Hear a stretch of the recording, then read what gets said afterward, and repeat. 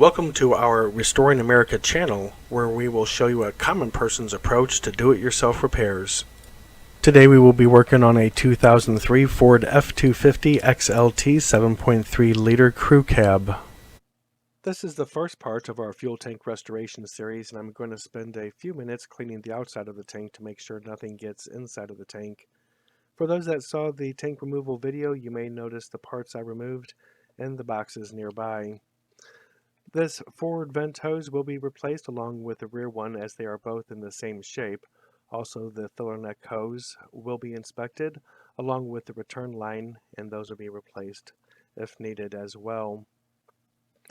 By the way, this is a sending unit. There is no fuel pump in this assembly, as this truck is a 7.3 liter diesel and the fuel pump is located on the frame near the driver's side door. And there is the rear vent hose that I mentioned earlier, and this one, as well as the front one, leads to matching metal vent hoses mounted on the truck frame. Interestingly enough, this is a plastic tank, and I found that using a nylon or plastic brush works great. This is 20 plus years of road grime, and it comes off easily. However, it looks like we're going to need a bigger brush. There's a couple of things I needed to mention before we go on.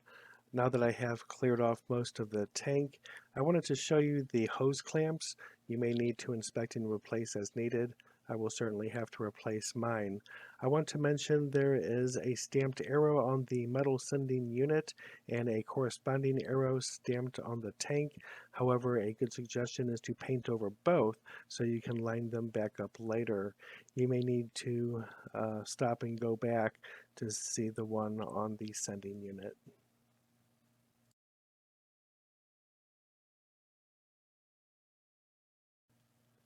To remove the plastic outer ring that holds the sending unit in place, you can try to find a tool specifically designed for it. Some suggest large channel lock pliers. I found a large screwdriver, and my rubber mallet worked just fine.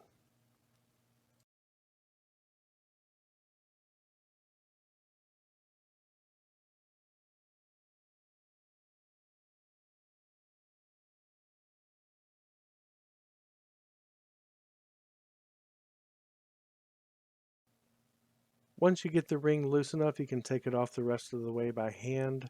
Also, I just wanted to let you know that the bottom of my sending unit, when I pull it out, is missing. There's supposed to be a filter on the bottom of it. But again, once you get that ring off, all you have to do is lift it out. Just be aware that there is a long float on there as well. So just don't knock that off as you're taking it out.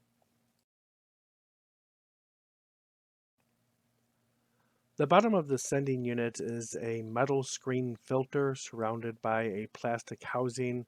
It is kind of bell-shaped, and you can see it there. It has broken off and is still in the bottom of the tank. So before I touch anything, I am going to take a quick look around, and immediately I see a few pieces of plastic or whatever in there, and it's kind of interesting in there. But this indicates to me that I will more than likely have to wash out that tank.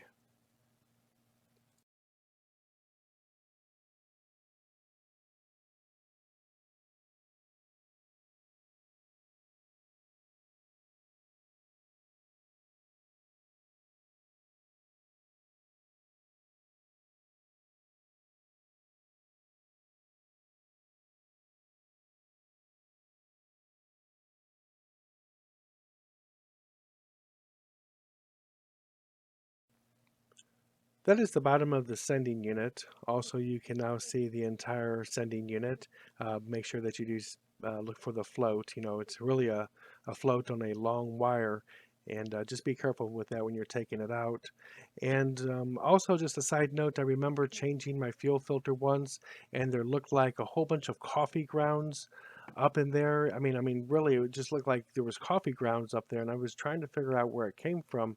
And then I looked up online, and people were saying, well, maybe you got something in your tank or rust in the tank or something. And They said the fuel filter is just doing what it's supposed to do, and really, I mean, no, everyone kind of like blew it off, and I was just really kind of concerned. I'm going to see if there's a couple pieces left up there and see if it's plastic. I don't even know how my fuel pump is working if that's the case. Also, the truck would act funny around a quarter of a tank or less. This probably explains it. So really, bottom line, those are a couple of symptoms that I experienced that I hope will go away.